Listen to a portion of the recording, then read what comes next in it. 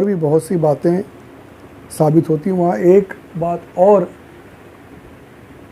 बड़ी ही अहम बात साबित होती है, कुरान की आयत से साबित होती है। पूरे वाक़े पे जब नज़र डालें तो आप देखें कि मूसा अलैहिस्सलाम कोहे तूर पे तशरीफ़ ले गए, हारून अलैहिस्सलाम वहाँ मौजूद हैं, लेकिन इन बनी इसराइलियों ने यहूदियों ने हारून अलैहिस्सलाम की कदर नहीं की। आपने रोका, समझाया, नहीं माने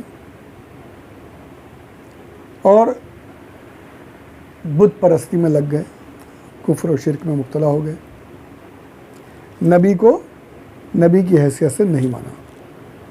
जब मूसा अलैहिस्सलाम आए, आपका जाहो जलाल, आपका मर्तबा,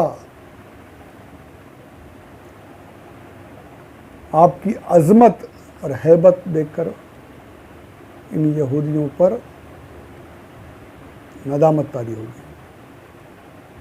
फ़ौरन तौबा की, और तौबा भी कैसी कि अपनी जानें कुर्बान कर दी, कत्ल हुए। तो यहाँ ये पता चला कि नबी की अज़मत को समझना, नबी को नबी समझना, मानना, इस पर ईमान रखना, ये ईमान की दलील है। नबी को, उसकी अज़मत को अगर नहीं समझे, हम तो कलमा पढ़ते हैं भाई, हम तो नबी मानते हैं, पर ताज़ीम नहीं करते ना। ताज़ीम क्या?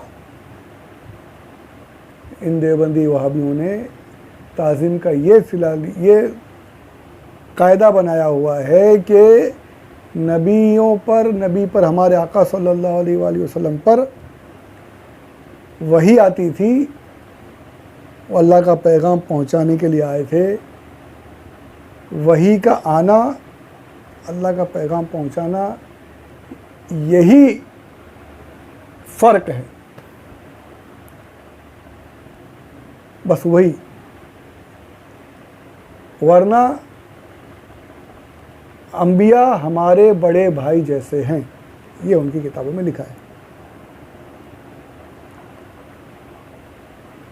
अंबिया हमारे बड़े भाई जैसे हैं, तो उनकी बड़े भाई जैसी ताज़ीम करो बस, बल्कि इसमें भी कमी करो। तक़वियतुल ईमान में बहुत कुछ लिखा हुआ है इस तरह से। यानी असल इनका जो आप पूरी जो इनकी अकायद हैं, इनमें जब आप गौर करेंगे तो इनको आपको एक चीज़ सबसे ज़्यादा कॉमन और सबसे ज़्यादा अहम वो ये नज़र आएगी कि इन्होंने ये टारगेट बना लिया है कि हुज़ूर अकरम सल्लल्लाहु अलैहि वसल्लम की अज़मत को ख़त्म कर दो। सरकार को जो अहले सुन्नत ने जो उनका मकाम है अल्लाह के बाद सबसे बुज़ुर्ग तर हुज़ूर अकरम सल्लल्लाहु अलैहि वसल्लम में, उस मकाम से नीचे लेकर आ जाओ, अपने बराबर में खड़ा कर दो। माज़अल्लाह रब्बिल आलमीन। जब लोग नबी को अपने बराबर का समझने लग जाएंगे तो बेझिझक बेधड़क जो चाहेंगे तौहीन करते रहेंगे, जैसी चाहेंगे गुस्ताखी करते रहेंगे। कोई इनको झिझक ही नहीं होगी, एहसास ही नहीं होगा कि मैं क्या बोल रहा हूँ। नबी की ताज़ीम जब दिल से निकल गई तो फिर कुछ होने वाला नहीं, कुछ भी बोलो कुछ फ़र्क नहीं पड़ता उनको। इसलिए आप देख लें कि जितने अहले सुन्नत के उलमा हैं उनकी तकारीर सुन लें, उनकी किताबें पढ़ लें, उनके बयानात हों, उनकी सोहबत हो, उनकी खलवत हो, उनकी जलवत हो, हर जगह एक चीज़ ज़रूर बोलेंगे और वो है ताज़ीम नबी, नामूसे रिसालत, हुज़ूर अकरम सल्लल्लाहु अलैहि वसल्लम की अज़मत का दर्स हर सुन्नी आलिम देता हुआ दिखाई देगा। क्यों? क्योंकि सबको पता है कि जब तक दिल में अज़मत मुस्तफ़ा मौजूद है, दिल में ईमान मौजूद है। जहाँ अज़मत निकल गई, जहाँ हुज़ूर की ताज़ीम ख़त्म हो गई, जहाँ हुज़ूर की हैबत ख़त्म हो गई, ईमान भी चला जाएगा। यहाँ भी आपने देखा हारून अलैहिस्सलाम की हैबत अज़मत ख़त्म हो चुकी थी, ईमान से खारिज हो गए थे। मूसा अलैहिस्सलाम आए, उनकी हैबत उनकी अज़मत दिलों पर ऐसी तारी हुई कि फ़ौरन तौबा करके दोबारा इस्लाम में दाखिल हो गए। तो मालूम हुआ कि नबी की अज़मत, नबी की ताज़ीम, नबी की हैबत, नबी का जाहो जलाल दिल में बाकी रहना, ये हमारे ईमान की दलील है। ख़ुद भी इस पर कायम रहिए, अपने बच्चों को भी सिखाइए, अपनी नस्लों को सिखाइए कि चाहे कुछ हो जाए, जान चली जाए, पर दिल से हुजूर अकरम सल्लल्लाहु अलैहि वसल्लम की ताज़ीम, हुजूर की अज़मत कभी जाने ना पाए। अगर ईमान बाकी रखना है तो हुजूर की ताज़ीम को बाकी रखना ये ज़रूरी है, बल्कि यही असल ईमान है। अल्लाह की सरताबा कदम शान है ये, इंसान नहीं इंसान वो इंसान है ये। कुरान तो ईमान बताता है इन्हें, ईमान ये कहता है मेरी जान है ये। सल्लल्लाहु अलैहि वसल्लम। या आला हज़रत का प्यारा प्यारा बड़ा ही प्यारा ये रुबाई है, और हकीकत ईमान की असल जो है हुजूर है। कुरान में जा बजा हुजूर सल्लल्लाहु अलैहि वसल्लम पर ईमान लाने की, हुजूर की ताज़ीम करने की तालीम दी गई, ये आयतें मौजूद हैं। तो ईमान की असल जो है ये हुजूर सल्लल्लाहु अलैहि वसल्लम। ईमान क्या कहता है? मेरी जान हुजूर है। हुजूर की अज़मत अगर नहीं है तो ईमान ख़त्म। फिर लाख कलमे पढ़ लो, देख हैं घूमते आज ऐसे ऐसे घूमते हैं और ऐसी ऐसी बातें कर जाते कि अल्लाह की पनाह, अल्लाह की पनाह। उनके ज़बान पर कोई ज़रा सी भी लर्ज़ा भी तारीफ नहीं होती कि मैं किसके बारे में क्या बात बोल रहा हूँ, क्या कर रहा हूँ। अल्लाह अकबर, अल्लाह अकबर। और ईमान वाला जो रहेगा ना, वो कुछ भी हो जाए, वो हल्की सी भी अगर गुस्ताखी की बात आ रही है, बेअदबी की बात है, वो फ़ौरन रुक जाएगा। नहीं यार, सरकार के बारे में ऐसे नहीं बोल सकता। वहाँ पे लगातार हुजूर के बारे में, जब सरकार के बारे में बोले तो फिर दूसरे कौन बचे। जब हुजूर को, उनकी गुस्ताखी को अपना शेवा समझ लिया है, माज़अल्लाह, गुस्ताखी करने में फ़ख्र महसूस करते हैं, बल्कि उल्टी सीधे तावीलात करते हैं। क्या कुछ नहीं लिख दिया, क्या कुछ नहीं बोलते हैं बाकायदा वीडियोस मौजूद है। अब तो बकवास करते हैं। जब हुजूर के बारे में इतना बोलते फिर सहाबा क्या चीज़ है, सहाबा के बारे में भी बोलते हैं। जब सहाबा के बारे में बोल दिया तो फिर औलिया क्या हैं, औलिया के बारे में भी क्या क्या माज़अल्लाह रब्बिल आलमीन, ऐसी ऐसी बातें। अज़वाज मुतहरात के बारे में गुस्ताखियाँ, अभी नई गुस्ताखी ये तारिक मसूद की आपने देखी होगी, अनपढ़ बोल दिया उसने, वीडियो बनाया, पूरा उसका वीडियो मौजूद है। उम्मी को अनपढ़ बोल दिया। उम्मी का मतलब है अनपढ़। अनपढ़ आला हज़रत ने क्या फरमाया? बेपढ़ा। बिल्कुल बेपढ़ा, यानी सरकार को किसी ने पढ़ाया नहीं, बल्कि ये कि हुजूर को किसी से पढ़ने की ज़रूरत ही नहीं। अल्लाह ने इतना सब कुछ पहले ही पढ़ा दिया है, इतना कुछ सिखा दिया कि किसी दुनिया में किसी की औकात ही नहीं कि हुजूर को सिखा सके, पढ़ा सके। अरे हुजूर तो सारी दुनिया को सिखाने वाले हैं। ये ताज़ीम वाली बातें हैं। अब इस पर तफसील से जाने की ज़रूरत नहीं है, पे वो मौका अलग हो जाएगा, अलग बात निकल जाएगी। मतलब बोलना ये है कि अहले सुन्नत ऐसे माना करते हैं, ऐसे तर्जमे, ऐसी चीज़ें कि भाई हुजूर की अज़मत में कोई फ़र्क ना है, बात भी हो और सरकार की ताज़ीम भी बाकी रहे। और यहाँ जब ताज़ीम निकल गई तो फिर ये ऐसे तारिक मसूद जैसा अपने आप को मुफ्ती बोलता है, और सरकार के बारे में ये कि अनपढ़ थे, माज़अल्लाह रब्बिल। साहबा के बारे में कि साहबा ने कुरान गलत लिख दिया, माज़अल्लाह, नहवी कवायद के हिसाब से ये होना चाहिए था और ऐसा लिखा हुआ है। ये सब क्या है?